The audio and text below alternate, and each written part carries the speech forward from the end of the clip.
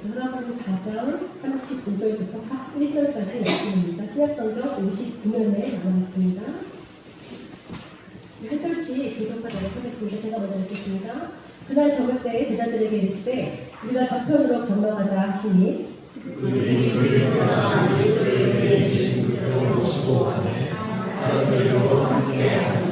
큰 광풍이 일어나며 물결이 배에 부딪혀 들어와 배에 가득하게 되었더라.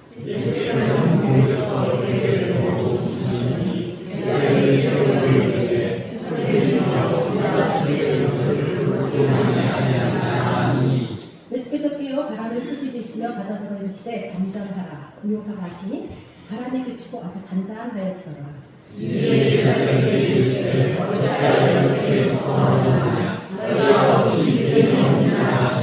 네, 함께 읽겠습니다.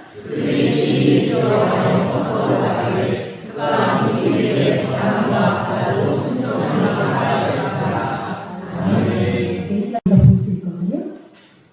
먼저 예수님과 요나 둘 다 배 안에 있습니다. 그리고 두 분 다 폭풍 가운데 있었고요.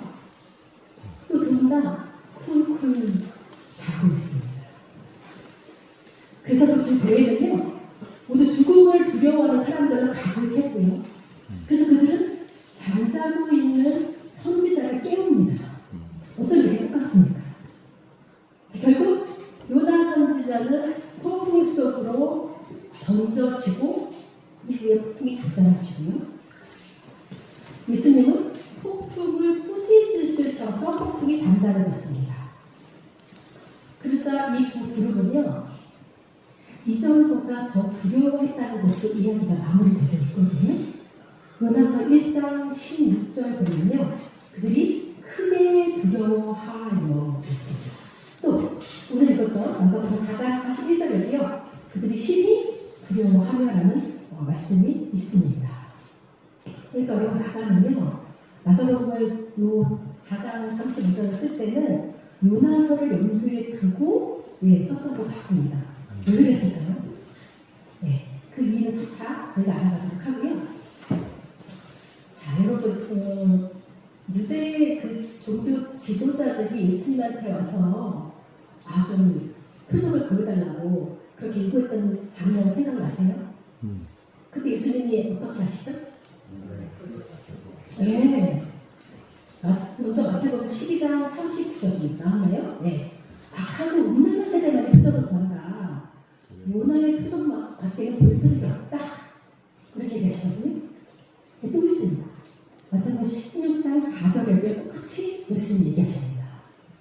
그러니까 여러분, 첫 번째는 서기관들과 바리새인들이 찾아왔었고요. 두 번째는 사두개인과 바리새인들이 찾아와서 예수님에게 표정을 요구하는 거거든요. 근데 이들은 전부 다 유대의 종교 지도자들입니다. 여러분, 이들은요, 모세 오경을 달달달달달 외우는 사람들입니다. 근데 이들이요, 예수님한테 와서요,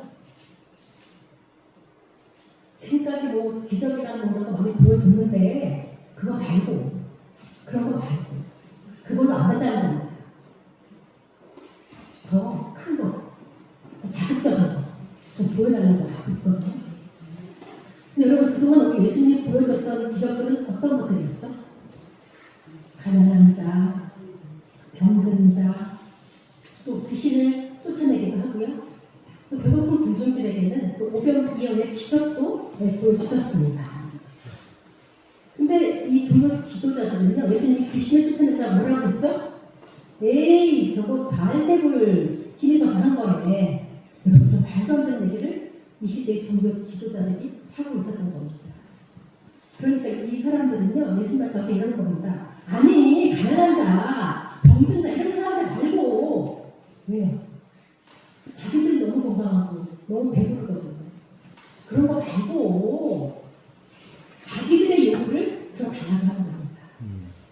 자식들에게 필요한 기적을 보여달라고 하는 겁니다. 그들은 자신들의 기대와 자신들의 확신에 부합하는 그런 기적, 어떤 걸까요? 예전에 뭐 구약의 선지자들한테 했던 그런 기적들이죠. 모세가 홍해를 가르는 기적, 아니면 광야에서 그 만나가 하늘에서 내려오는 기적, 아니 뭐 엘리야 선지자가 하늘에서 불을 내리는 뭐 그런 기적. 그러니까 뭔가 큰 규모의 뭔가 압도적인 그런 기적을 통해서 당신이 메시아임을 좀 보여주시오. 이렇게 얘기를 하는 거죠. 아니면 어쩌면 이들은 어떤 정치적인 군사적인 또 기적을 또 원했던 건지도 모르겠습니다. 왜냐하면 그 시대에 그 로마의 식민지로 있었잖아요. 그 사람들은요, 이게 우리가 이 식민지가 말이 되냐, 이 로마의 압제로부터 우리를 해방시켜줄 정치적인 메시아가 필요한데 당신이 정말 그 메시아를 하늘에서 천군 천사를 불러 모아서 로마 군대를 물리쳐라. 그래서 다시 옛 이스라엘의 그 왕국을 회복시켜라. 그러면 메시아를 인정해 주겠다. 이런 의미거든요. 그러니까 이 종교 지도자들이요, 하나님한테요 이렇게 얘기하는 겁니다. 에이, 하나님이면 뭐 이 정도는 보여줘야 되는 거 아닙니까? 이렇게 인간의 조건과 이 피조물의 한계에 갇혀서 감히 창조주를 조롱하고 있는 겁니다. 그런데 우리 예수님이요, 이런 기적들을 행하지 못해서 안 했을까요? 지금은 그럴 때가 아니라는 겁니다.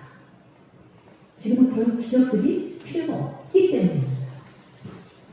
유대 지도자들이 자신들의 메시아 감에 따라서 예수님이 좀 정치적이고 영광스러운 표적을 보여주기를 원했지만 예수님은 그들의 거절을 한마디로 거절하시고 대신 이제 자신의 죽음과 부활을 상징하는 요나의 표적밖에는 그들에게 보여질 게 없다고 말씀하고 계시거든요. 요나의 표적.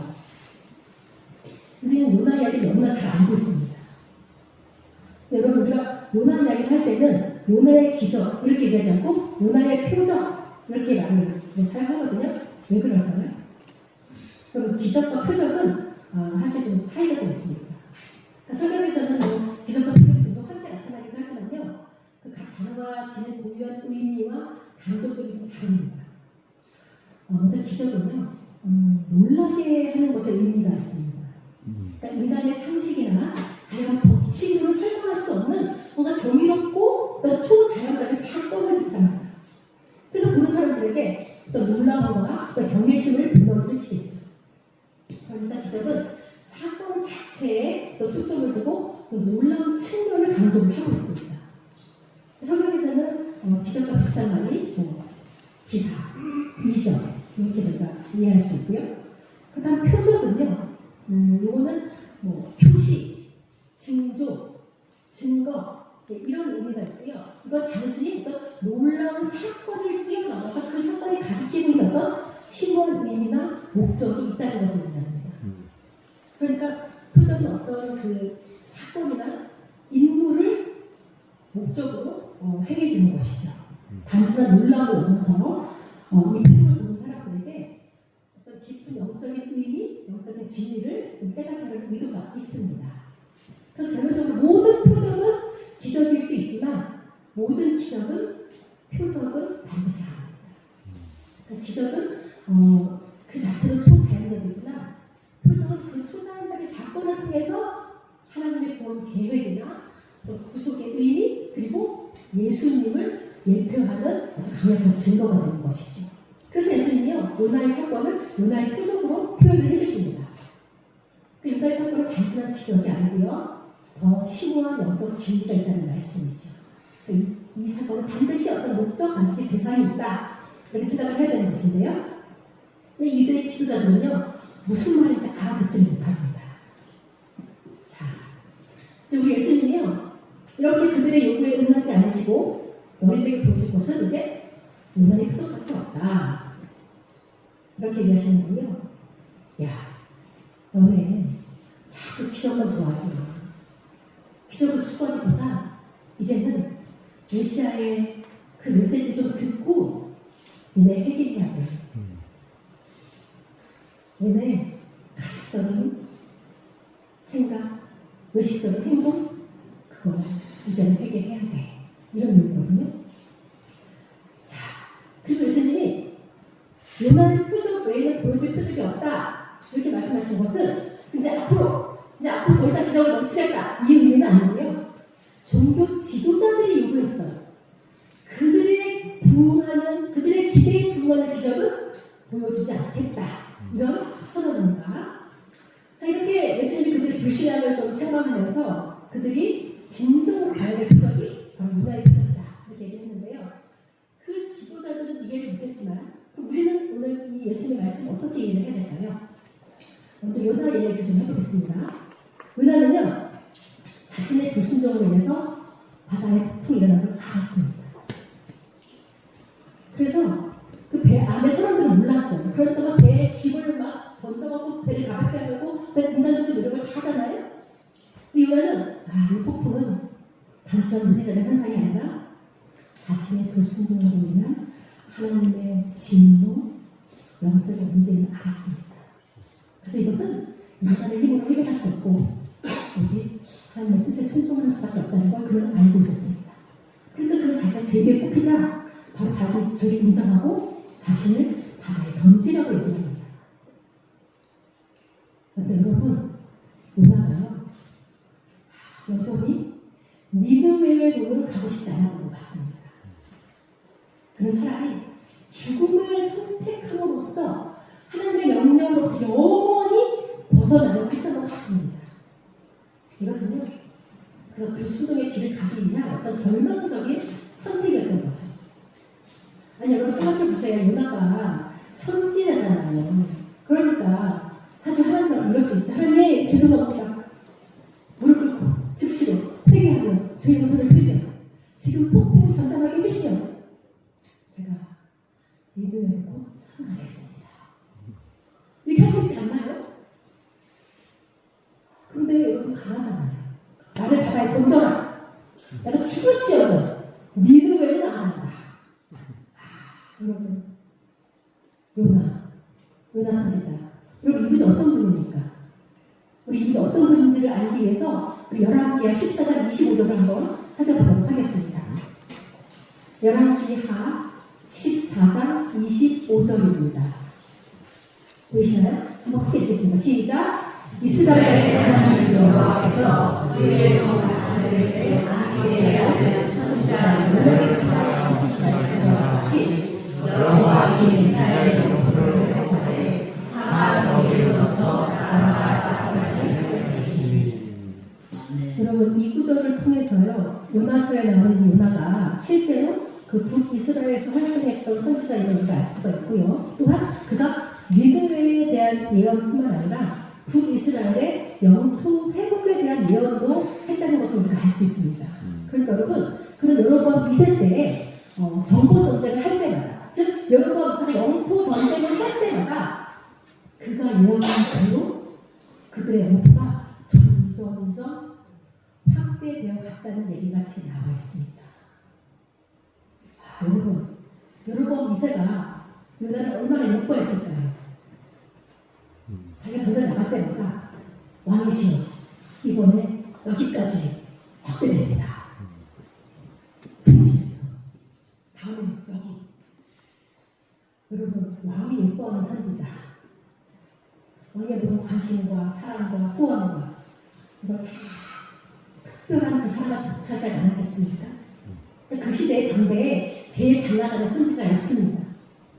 그래서요, 그가 아마 좀 교만해지지 않았을까? 이런 생각이 저는 조금 들더라고요. 원래 인간이 그렇잖아요. 그러니까 그 훌륭한 선지자가 하나님의 말씀에 지금 콧방귀 끼는 거 아닙니까? 뭐라고 하나님 니느웨요? 말이 됩니까? 저는 못 갑니다. 원수의 나라. 그리고 정반대 다시스로 가는 거 아닙니까? 차라리 다시스로 가서 전화했습니다. 아마 그의 기능이 조금 하늘을 찔렀던 것 같습니다. 그리고 굉장한 국수주의자, 민족주의자, 애국주의자였던 것 같습니다. 자신들의 원수의 나라는 절대로 갈 수 없다. 이런 자기 의에 꽉 차 있었던 그런 사람인 거죠. 그러니까 끝까지 죽을지언정 나는 니느웨는 절대로 안 간다. 나를 바다에 던져라. 나는 죽겠다. 근데 우리 하나님은 그를 포기하지 않으십니다. 그가 바다에 빠질 것을 아신 하나님은요, 큰 물고기를 준비해 주시지. 하나님의 주권적인 계획과 그 구원의 손길, 하나님의 자비로운 조치였습니다. 요나의 불순종에도 불구하고 바로 죽음의 벼랑 끝에 있는 요나를 살리기 위해서 또 그 장소는 바로 훈육의 장소로 하나님이 이용을 하십니다. 그 캄캄한 물속의 뱃속 속에서요, 요나는 비로소 진정한 회개와 하나님께 기도를 하게 되죠. 실제 뱃속에서 요나가 하나님께 드린 기도가 요나서 2장에 다 나와 있습니다. 여러분, 유대인이 존경하는 선지자들 중에서요, 특별히 요나 선지자가 꽤 인기가 있었습니다. 왜냐면 아주 훌륭한 선지자라고 평가를 했거든요. 아까 11개의 말씀도 봤지만요, 그는요, 이스라엘 사람들이 그를 존경하는 3가지 이유가 있었는데요. 먼저 첫 번째, 아니 그가 니느웨 이방 나라를 가서 진짜 짧게 대충 전했는데, 와, 왕에서부터 짐승들까지 다 보게 있어요. 와, 저 요나 선지자가 그 전한 말씀의 강력함, 저는 훌륭한 선지자야. 유대인들 그렇게 생각했고요. 그 두 번째, 저분은 최고의 애국주의자야. 우리나라를 너무 사랑해. 우리 민족의 지도자야. 가장 위대한 애국주의자로 요나를 또 존경했습니다. 또 세 번째, 그는 죽음에서 돌아온 선지자입니다. 하나님이 얼마나 사랑하시면 죽음에서 건진받은 하나님의 선지자 요나. 그래서 여러분, 상당히 요나가요, 이스라엘 사람들 지금도요, 선지자 얘기하면 우리는 이사야, 뭐 예레미야 이런 거 넣죠. 요나가 되게 많습니다. 나 요나 선지자 존경한다. 예, 그렇게 인기가 많은 선지자인 겁니다. 근데 우리 예수님이요, 우리 마가복음에서, 마태복음에서, 누가복음에서 본 성경 말씀에 뭐라고 하세요? 요나보다 더 크신 이 라고 얘기합니다. 그러니까요, 사람들이요, 솔직히 놀랐을 겁니다. 뭐? 그 훌륭한, 그 위대한 요나 선지자보다 더 크다고? 당신이? 아마 그들은 깜짝 놀랐을 겁니다. 어쨌든 예수님은요, 요나가 물고기 뱃속에서 3일 동안 밤낮을 보낸 후에 다시 살아나온 기적적인 이 사건을요, 자신의 죽음과 부활로 연결을 시킵니다. 그러니까 죽음에서 그 돌아온 요나와 예수님이 연결이 되어 있는 거죠.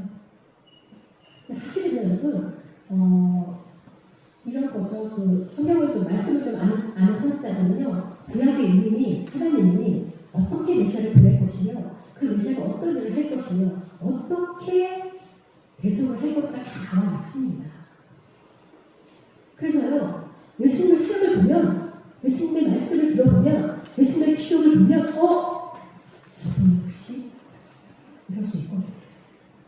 정말 그분이 하나님의 아들 메시아니 틀림이 없는데도요, 그들은요, 에이 설마 저 사람이, 저렇게 초라하고, 저렇게 저 사람이, 알더라 그래. 우연에 일치겠지. 저건 미담이야. 여러분, 그렇게 생각해봐요. 근데 여러분, 우리 예수님이 똑같은 폭풍 속에서 폭풍을 어떻게 잠재우셨죠? 꾸짖었습니다. 잠잠하라. 예, 명령하십니다. 왜요? 이분이 바다와 육지를 지으신 분인데, 내가 지었는데, 모든 자연 세계를 내가 통제하는데, 전능하신 분인데 왜 못해요? 근데 참 그분은요, 자신의 불순종으로 인해서 바다에 던져진 요나와 달리 우리의 죄로 인해서 자신이 바다에 던져지는 겁니다. 우리의 불순종으로 인해서, 우리의 죄 때문에 우리가 맞아야 할 그 최악의 폭풍 속에 그분이 몸을 던지십니다. 우리가 맞아야 할 심판의 폭풍을 그분이, 하나님이 친히 그 폭풍을 다 맞아주신 겁니다. 그래서요, 자신의 몸이 폭풍 속에 던져짐으로 인해서 우리는 이 인류 전체를 건지신 그 예수님이야말로 진정 은혜보다 더 크시니라고 우리 마태복음 12장 41절에도 나와 있고요. 마태복음 12장 41절에 나와 있고요. 네, 은혜보다 더 크시니. 그 다음에 또 있습니다. 누가복음 11장 32절에도 똑같이 나와 있습니다. 은혜보다 크실디. 그래서 여러분, 제 생각에는요, 그 시대에, 그때 예수님이 그렇게 말씀하시고, 결국 십자가에서 돌아가시고, 장사되고, 부활하시고, 승천을 하고 나니까, 야, 저 사람이 한 말이 다 이루어졌네. 그렇다면, 정말 저분이 메시아 였구나. 이렇게 생각했던 사람들이 꽤 있었을 것 같습니다. 그래서 아마도 많은 사람들이 예수님으로 돌아오지 않았을까 그런 생각이 들고요. 이런 제 생각에 아예 근거가 없는 것도 아닙니다. 왜냐면요, 여러분 사도행전에 근거가 나옵니다. 여러분 사도행전 6장 7절을 보잖아요. 아주 충격적인 말씀이 나옵니다. 하나님의 말씀이 점점 역사에서요, 제자의 수가 많아지는데 그 뒤를 좀 보세요. 허다한 제사장의 무리도 이 도에 복종하니라. 여러분 이 말씀이요, 우리는 그냥 한번 쓰고 지나가면 그런 것보다 많이 돌아간다 하지만 여러분, 돌아온 사람들이 누구도 있다고요? 예, 여러분 이거는요, 제가 이걸 2025년도에 표현으로 얘기해볼까요? 한국의 기독교의 많은 기독교 목사들이 신천지에 들어갔더라. 여러분 그때 예수 믿는 사람 다 이단이에요. 다 핍박받고 죽이고 그랬잖아요. 근데 제사장의 우리들이 이 도에 복종했대요. 근데 허다한 많은 제사장들이 맞네, 말씀대로 응해줬네, 다 성취됐네, 그렇다고 이분이 메시아. 그래서 여러분 이 사도행전 6장 7절이 증거하고 있잖아요. 여러분 이건 정말로 그 시대의 충격적인 사건입니다. 말도 안 되는 일입니다. 제사장들이 이단에 들어간다고? 말이 돼? 예. 그때는 예수 믿는 자들이 이단이었습니다. 그런 일들이 벌어진 것이죠. 이게 바로 예수님의 능력이고 성도들의 사랑이 보여준 능력입니다. 분위기 조금 바꿔서요, 제가 제 얘기를 하나 할 텐데요. 제가 여러분 주중에 이제 설교 준비를 하다가, 야, 예수님이 이 심판의 폭풍 속으로 몸을 던지신 이 사건이 너무 감사하고 너무 죄송하고 너무 제 가슴이 아프더라고요. 정말 인류 최악의 고통과 아픔과 조롱과 배신, 그 십자가에 달리신 예수님을 깊이 묵상하다 보니까요, 제 마음속에 정말 뜨거움이 막 올라오더라고요. 그러면서 눈물이 핑 돌더라고요. 그래서 제가 내가 누구를 너무너무 사랑하면, 정말 깊이 사랑하면 눈물이 나는구나. 제가 그런 경험을 했거든요. 제가 그전에도 예수님에 대한 영화 보면 그때도 울었어요. 근데 그 눈물과는 다른 정말 그 뜨거운 눈물이 제 안에서 나오더라고요. 근데 여러분 좀 생뚱맞은 이야기인데요. 그때 제 가슴이 뜨거워질 때, 내 눈물이 핑 돌 때, 여러분 웃지 마세요. 여러분 제 다리에 붙었던 진드기가 확 떨어졌습니다. 이게 무슨 말이냐면 여러분, 제가 요즘 맨발 걷기에 빠져있어요. 맨발을 걷는데 습기를 좀 내렸거든요. 근데 집에 왔더니 밤에 찐득이가 붙어있는 겁니다. 때리니까 안 떨어져요.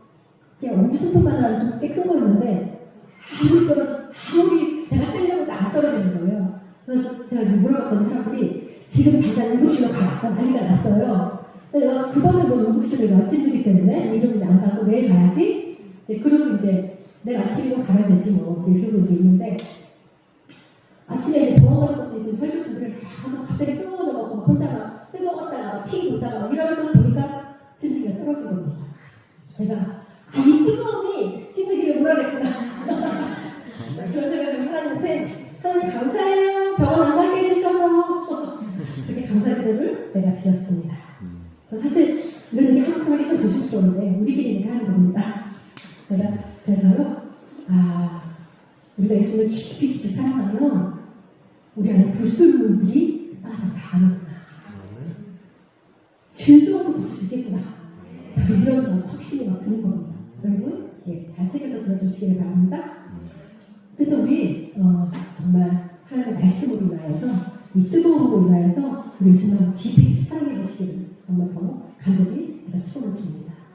이 뜨거운 사랑이요 우리를 치유하고 또 회복시키는 놀라운 사랑의 요약이 되고 제가 친히 경험을 했기 때문입니다. 자, 이제 결론을 말씀드리겠습니다. 여러분, 요나 선지자가 그렇게 자신의 불순종으로 인해서 비록 죽음에서 건져진 사람이긴 한데요. 우리 예수님의 그 대속적인 사랑하고 비교할 수가 없죠. 자기 죄가 아니고 남의 죄 때문에 자기 피를 흘리고 죽을 수 있는 것. 여러분, 이것은요 어떤 인간의 시대와 문화와 전통을 거스르고 초월하는 정말 신적인 진영과 사랑입니다. 우리가 맞아야 할 심판의 폭풍을 그분이 다 맞으시고 마지막에 예수님이 엘리 엘리 라마 사박다니 나의 하나님 나의 하나님 어찌하여 나를 버리셨나이까 외치던 그 순간, 지금 그 순간은요 정말 죄로 인해서 하나님과 단절된 인간의 모든 고통을 대신 짊어지신 절기였습니다. 그런데 놀랍게도, 아니 정말 죄송스럽게도 그분의 기도에 하나님이 응답하지 않으셨기 때문에 지금 우리가 이 자리에 있을 수 있습니다. 우리가 구원을 얻은 것이지. 그분이 우리 대신 죄 없이 죽으셨기 때문에 우리는 영원한 생명을 얻게 된 것입니다. 이 말할 수 없는 은혜와 이 신비와 비밀을 우리가 어찌 다 이해하고 또 설명할 수가 있겠습니까? 여러분, 혹시 여러분의 삶 속에 폭풍이 닥쳐왔습니까? 기도했지만 하나님이 잠들어 있는 듯한 느낌이 드셨나요? 그분은 잠들어 계신 게 아니고요. 그분의 때가 아직 아니기 때문에 우리를 위해서 기다려주고 계시는 겁니다. 우리를 위해 그 심판의 폭풍을 맞으신 분이 우리를 버리실 리가 있습니까? 지금 아니라고 절망하지 마세요. 우리 하나님은 절대로 우리를 버리지도 포기하지도 않으십니다. 요나가 물고기 뱃속에서 같이 살았던 것처럼 예수님은 죽음에서 부활하심도 우리 믿음의 최종적인 목적, 표적이 되어주셨습니다. 그렇다면 우리 이제 어떻게 살아야 될까요? 더 이상 폭풍을 피해 도망치거나 내 힘으로 구원받으려고 애쓸 필요가 없습니다. 그저 우리는 그분을 사랑하고 그분을 바라보는 믿음으로만 살면 됩니다. 그러므로 우리가 오늘 예배당에서 돌아갈 때, 이제 삶의 자리에 돌아갈 때 우리가 늘 십자가의 은혜를, 그 심판의 폭풍을 우리가 항상 기억하기를 바랍니다. 그 은혜를 감사하고 그 사랑을 날마다 깊이 기억하며 되새기며 이것을 세상에 전하는 그런 삶을 살아가기를 바랍니다. 그분이 주신 평화와 담대함으로 이제 이 세상의 모든 폭풍을 걷들고 이겨내시고 하나님께서 우리를 위해서 예비하신 영원한 안식의 하루로 우리 날마다 힘차게 나아가시기를 간절히 축원합니다. 기도하시겠습니다. 사랑과 은혜가 풍성하신 하나님 아버지, 이 시간 주님의 거룩한 보좌 앞에 겸손히 엎드립니다. 우리의 모든 삶을 아시고 우리의 아픔을, 우리의 마음을 감찰하시는 주님을 사랑하고 찬양합니다. 주님께서는 하늘과 땅과 바다와 그 가운데 모든 것을 지으신 창조주이시며 모든 폭풍을 잠재우시고 다스리는 전능하신 그분을 다시 한번 고백합니다. 그러나 주님, 우리는 요나와 같이 하나님의 명령을 거역하고 주님의 얼굴을 피해 도망쳤던 죄인들입니다. 그리하여 우리의 욕심과 교만, 불순종으로 인해서 스스로 심판의 폭풍을 자초했으며 그 거대한 파도 속에서 허우적대며 영원히 멸망할 수밖에 없었던 존재임을 또한 고백합니다. 그러나 우리를 향한 큰 사랑으로 독생자 예수 그리스도를 이 땅에 보내주셨으니 감사합니다. 예수님께서 죄의 무게와 심판을 친히 짊어지시고 우리를 대신하여 십자가는 그 궁극적인 심판의 폭풍 속으로 던져주셨습니다. 예수님의 찢기신 살과 그 흘리신 피로 인해서 그 폭풍은 잠잠해졌고 우리에게는 영원한 생명의 평화가 찾아왔습니다. 그 하나님의 사랑과 은혜에 감사드립니다. 주님, 이제 저희 귀한 사람을 잊지 않고 살아가게 해 주시옵소서. 주님께서 대신 받아주신 그 심판의 폭풍을 기억하며 이제는 죄를 멀게 하며 오직 주님의 뜻에 순종하는 삶을 살아가게 하여 주시옵소서. 세상에 어떤 고난과 어려움이 닥칠지라도 우리는 이미 구원받았음을 잊지 말고 그저 담대히 앞으로 나아가게 하여 주시옵소서. 주님의 십자가를 기억하고 자랑하며 이 놀라운 복음을 아직 알지 못하는 이들에게 전하는 사랑의 삶, 증거의 삶을 살아가게 하여 주시옵소서. 우리를 구원하시기 위해 모든 것을 내어주신 예수 그리스도의 이름으로 기도드립니다. 아멘.